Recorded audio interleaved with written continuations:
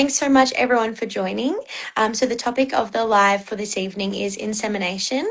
Our last live, we covered the topic of egg collection. Before we dive into the questions, Dr. Asti, did you want to give a brief introduction on the topic? Yes, so today we'll be discussing insemination method for IVF cycles. So, which is whether we should do IVF or ICSI. So when you see your specialist for initial consultation, once your specialist understands overall your health and fertility parameters, so once they decided to do IVF, they have to decide which method to select for insemination of your eggs. So, and there are essentially two ways you can inseminate eggs in IVF, using just simple IVF or doing ICSI. So this is very critical decision because this is one of the critical milestones of IVF, which is fertilization, and that determines one of the main factors which determines the outcome of your IVF cycle. So this decision has to be individualized. So we don't recommend doing blanket rule for everyone doing ICSI or IVF. So you have to decide on the basis of patients or couples parameters. So, and we will discuss later on how we decide which patient should have IVF and which patient should have ICSI, which patient should have split 50% IVF, 50% ICSI. So overall, in terms of the process for IVF and ICSI, what happens is on the day of egg collection, so the female patient undergoes egg collection. So at the same time, their partner provides sperm for insemination. So once sperm is provided, ejaculated fresh sperm, then sperm gets prepared. So using different methods. So you can use a centrifuge, or you can use a swim up method, or you can use microfluidics chips to select healthy sperm among the ejaculated sperm to prepare that sperm for IVF or ICSI. So that's when fresh ejaculated sperm is prepared. And also frozen sperm can be used. So frozen sperm, if it's ejaculated sperm, it can be used for IVF or ICSI. And if a sperm was obtained using surgical methods like TISA, TZ, then those sperm only will be suitable for ICSI. So taking all these things into account, at initial consultation, your fertility specialist will decide whether you will have IVF or ICSI. And then second, and this decision will be reviewed on the day of egg collection, depending on sperm quality. So you may plan for IVF. If on the day his sperm quality is poor, then it may need to get converted to ICSI. So now on today's live stream, we will discuss advantages and disadvantages of IVF and advantages and disadvantages of ICSI. Thank you, Dr. Asti, for that introduction. My first question is, what is the best method for selection of sperm in IVF? Yes, so once ejaculated sperm is given, which is raw sperm, so then you need to prepare. There will be a lot of abnormal sperm, a lot of immotile sperm. You need to deselect those sperm, and you need to select healthy motile sperm for IVF or ICSI. So which is called sperm preparation. So traditionally, two methods used for sperm preparation, which is a swim up method, where the sperm has to swim up. The healthy sperm should swim up in the culture medium, or you use we used to use centrifuging the sperm, which means spinning of the sperm. So more recently, we start using microfluidics chips, which mimics natural conditions. So naturally, what happens in natural conception is after intercourse, sperm gets deposited, of course, in the vagina. Then sperm has to swim up through the cervical canal. It has to go through the epithelium of the cervix, then has to swim up through the endometrium, which is a uterine cavity, and then has to swim through the endosalpinx, which is the epithelium of or lining of the fallopian tubes, to reach the end of the fallopian tube where the sperm meets with a fertilized egg. So during this process, unhealthy sperm gets deselected because they run out of energy. They cannot make it to the fallopian tube. They get deselected. Also, some motile sperm with a DNA damage also get deselected. Naturally, healthy group of sperm will reach fallopian tubes, then meet with eggs. So this new method for sperm selection called microfluidics, using a device, for example, called Zymote. So you deselect sperm in more physiological way. So because in the microfluidics chip, you have got channels and where the sperm has to swim through. So a lot of sperm with abnormalities can't fit through these channels. So they stop, and also sperm with poor motility or with DNA damage get deselected, because sperm with DNA damage doesn't have sufficient amount of energy or motility to go through these channels to get selected. So this is why this method, which we use for all our patients, is the best method for sperm preparation, which means you don't need to worry about sperm DNA fragmentation test, because it is irrelevant here. Because even, let us say, for example, the patient has got 20% or 25% sperm with a DNA damage. So which means 80-75% of their sperm doesn't have a DNA damage. That's actually a positive result for sperm DNA fragmentation. That's abnormal. Even if that patient has a IVF or ICSI using sperm preparation using microfluidics channels, all this 20-25% of sperm with DNA damage get deselected. They don't make it to the preparation stage. So then you use a sperm without the DNA damage. So this is why this method, new method, appears to be most effective method for sperm selection. So we, for example, after introduction of this in our clinic, we immediately saw better fertilization, better embryo development, better pregnancy rates, better live birth rates. So which means a lot of sperm otherwise get selected for IVF or ICSI with a DNA damage or abnormalities get deselected in this method. So that seems to be most superior. And also when you use a centrifuge, that's a stress to the sperm. Even healthy sperm may have a DNA damage because of preparation, because of centrifuge in the lab. So yeah, so overall microfluidics, using microfluidics chips seems to be most effective method for sperm selection. Thank you so much, Durasti, for answering that question in such great detail. My second question is, how do you perform IVF and ICSI? So we can start with IVF and then move on to ICSI. Okay, so IVF is most physiological. Of course, it is insemination of eggs in artificial environment, but most physiological way of insemination in artificial environment. So what happens in IVF? So once egg is collected, so the egg contains a lot of surrounding cells. So we call cumulus cells. These cells provide eggs with nutrition during growth and maturation inside the follicle. Okay, so in the ovary you have multiple follicles. Each follicle contains egg inside, so that eggs attached to the wall, surrounded with granulosa cells, a lot of cells which provides nutrition to the eggs. So after the trigger shot, the eggs get detached from the wall, it starts floating in the fluid, surrounded with those cumulus granulosa cells, so which keeps feeding the eggs and helps eggs to go through further growth and maturation before egg collection. So when you do egg collection, eggs come with those surrounding cells. You cannot directly see the eggs under the microscope when you do egg collection. So those cells will be there, and they keep providing eggs with the nutrition until eggs get fertilized by sperm. So when you do IVF, you do not remove those cells, cumulus cells, and you leave eggs with thousands, tens of thousands, maybe even hundreds of thousands of selected healthy motile sperm in the petri dish. So then fertilization happens, or even insemination or fertilization happens in most physiological way, because multiple sperm, maybe hundreds or maybe even thousands of sperm, approach the egg.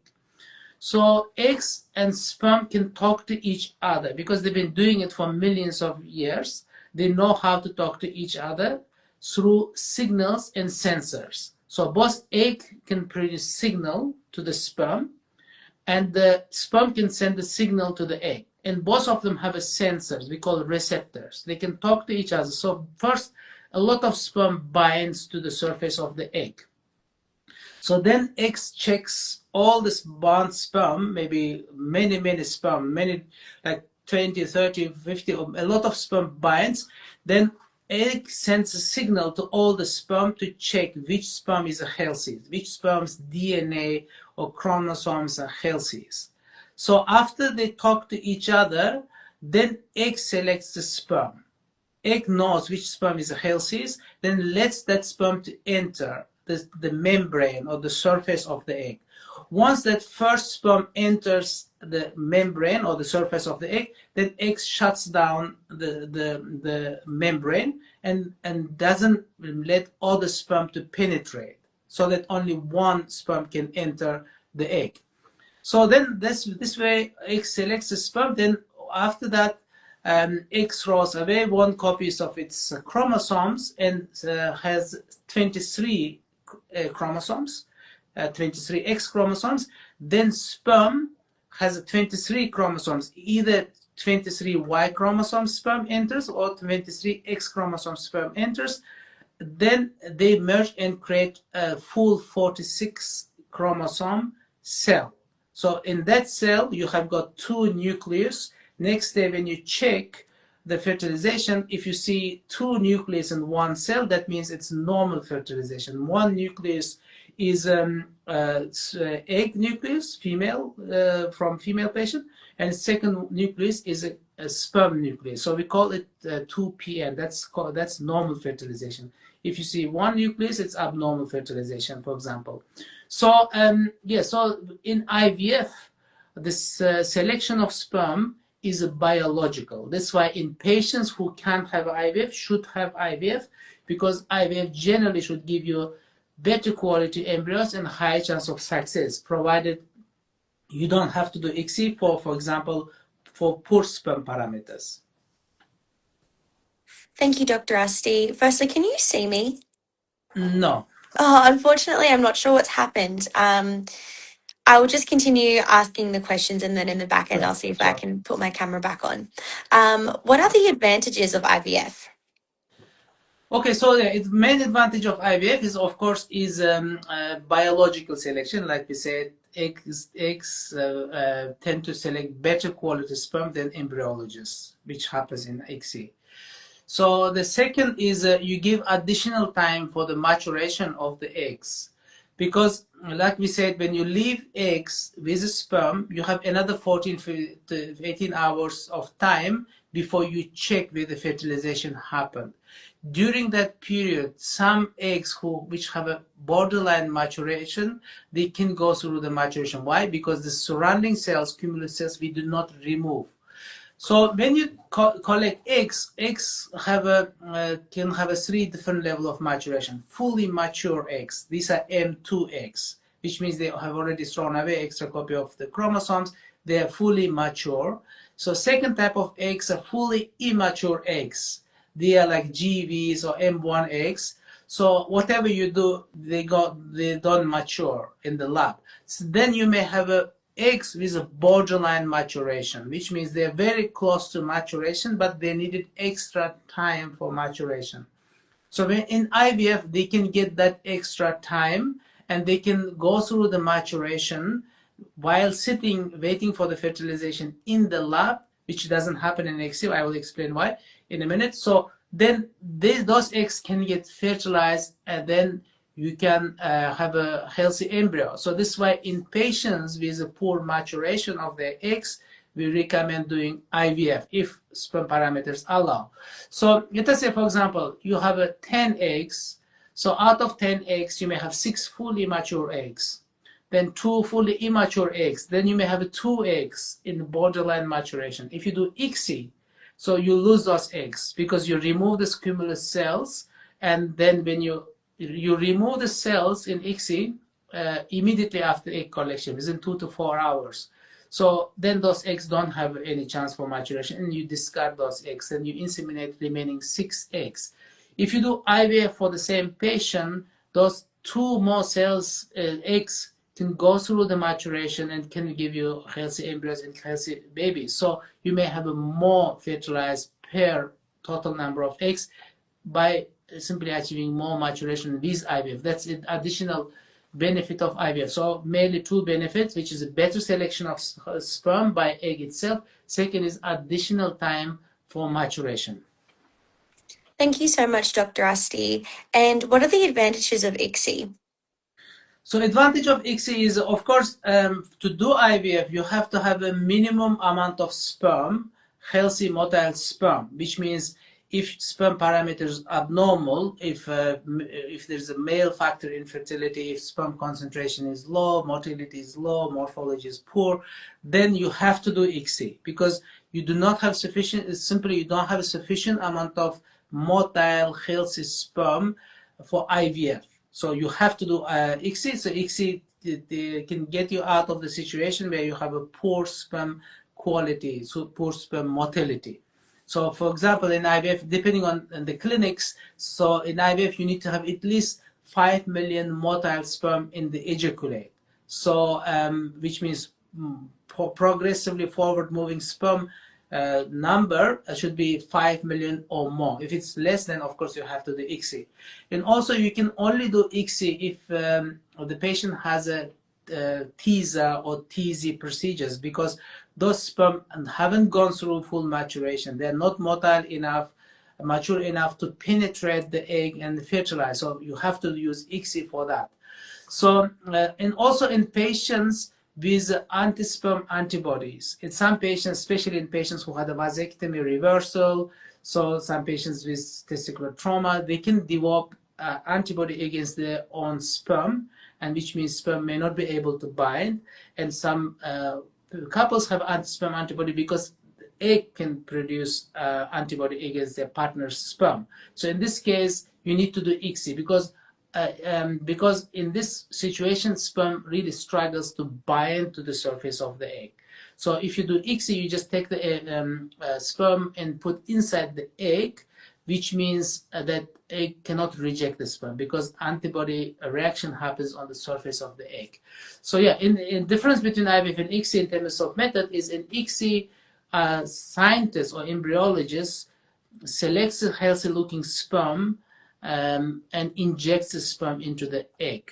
So here, so which means you don't need a lot of, let us say if you have 10 eggs, mature eggs, then you need to pick 10 healthy looking sperm. So that's why even if sperm concentration is so low, you can still do ICSI and get good quality embryos and successful pregnancies. So these are the main advantages of ICSI. And also additional advantage of ICSI is what happens in ICSI is after the egg collection, within 2 to 4 hours, so using chemicals, you strip off the eggs from the surrounding those cumulus cells. So you can directly look on the surface of the egg. So you can actually, you don't have a cloud of cells, you can directly see the surface of the egg and you can assess the egg morphology. Morphology means appearance of the egg. Human egg is like any other egg. So healthy eggs like transparent, round shaped, with a very good tension on the membrane without any dark spots and defects. So these are healthy eggs. If you start seeing different inclusions inside the cell, inside the egg, if the egg membrane is very soft, and you have a lot of defects on the surface, a lot of dark spots, shape of the egg is not normal, like not round, that indicates this morphology of the egg is poor. So that may give us additional information to the specialist. Let us say if you had a good outcome, excellent. If you had a poor outcome, if you're not sure whether it's because of sperm or egg, then if egg's morphology was poor, then you assume actually egg quality was also very likely quality was also poor, which you cannot do this with IVF, because in IVF you cannot see actually the surface of the egg.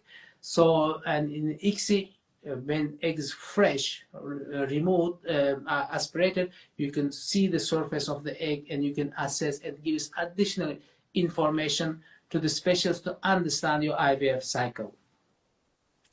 Thank you, Dr. Rusty, for discussing the advantages of both IVF and ICSI. And how do you decide whether you should do IVF or ICSI, or alternatively, can you do a split of IVF and ICSI? Yes, so you decide in two different stages. So first is if patient is if the couple are having IVF cycle for first time, you go by baseline parameters, parameters of semen parameters, sperm parameters.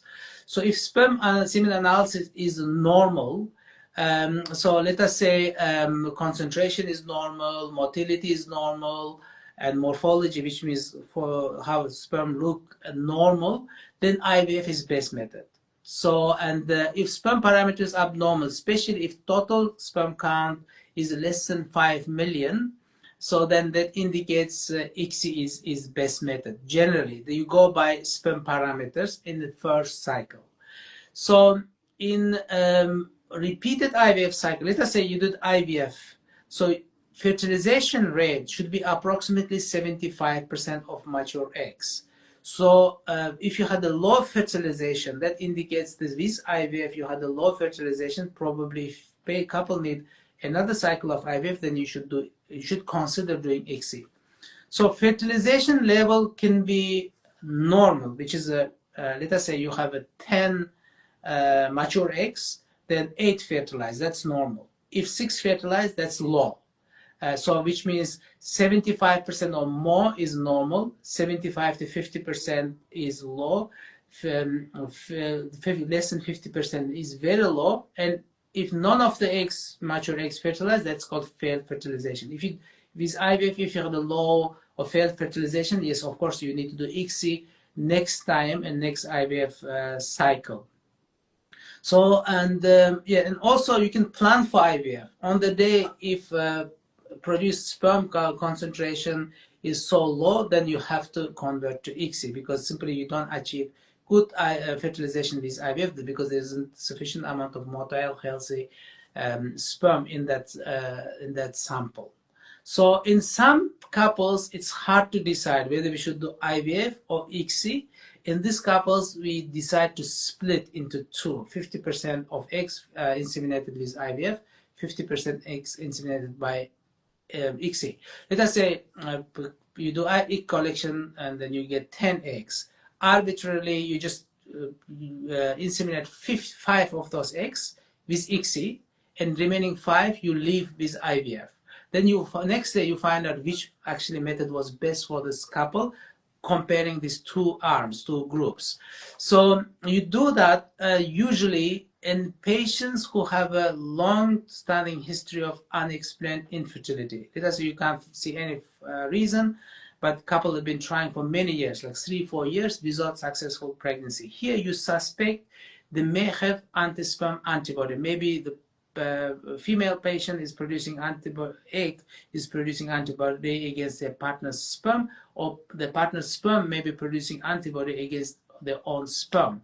So this may be resulting in failed fertilization when they're trying to conceive naturally, and you suspect they may have some interaction between, the problem is interaction between egg and sperm. Here you want to give a benefit of ICSI, otherwise they may have a failed fertilization.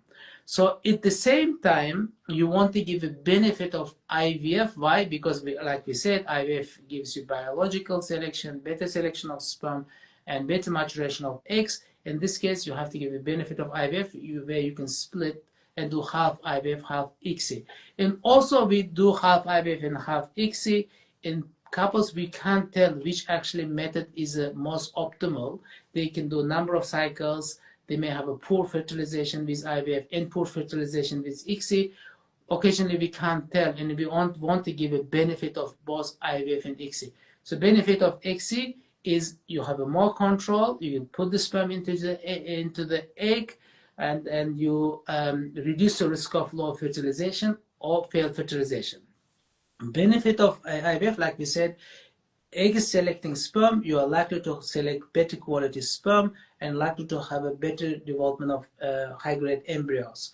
So, and this why we split. We don't do very often, in very small group of couples, we split into two, 50% IVF, 50% ICSI. Thank you so much, Dr. Asti. That was my final question. Before we conclude this live, is there any final notes you'd like to make on the topic of IVF and ICSI?